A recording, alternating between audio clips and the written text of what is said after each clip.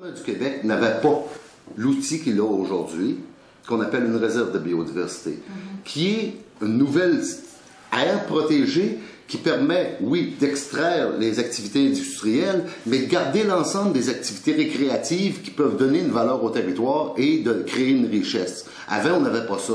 Comme il est possible de faire la chasse. C'était comme, c'est un aire protégé, on y va plus pantoute ou il n'y a rien.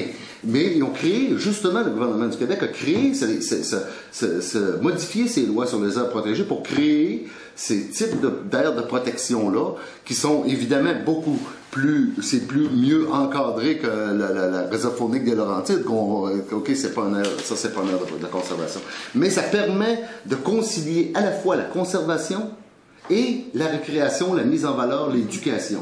Un parc national aussi peut faire ça, mais ça demande, on fait moins, c'est plus difficile de faire un parc national avec les investissements et tout ça que de faire une aire protégée. Et au Québec, maintenant, on est passé, en quelques années, il y avait seulement nettement moins de 1% d'aire protégée. Maintenant, on dépasse les 8% la grandeur du Québec. On vise 12%, mais comme je vous dis, dans la région Chaudière-Appalaches, beaucoup de terres privées, à peu près plus de terres publiques. C'est à peu près le seul endroit où on peut faire une aire protégée correcte.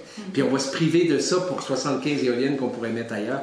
Nous, c'est ça, on dit non à ça. On trouve que c'est un projet qui est incompatible avec cet endroit-là qui est exceptionnel. Et on veut essayer de convaincre la population, de convaincre l'ensemble des municipalités que c'est brader son droit, c'est vendre son droit d'aînesse pour un plat de lentilles.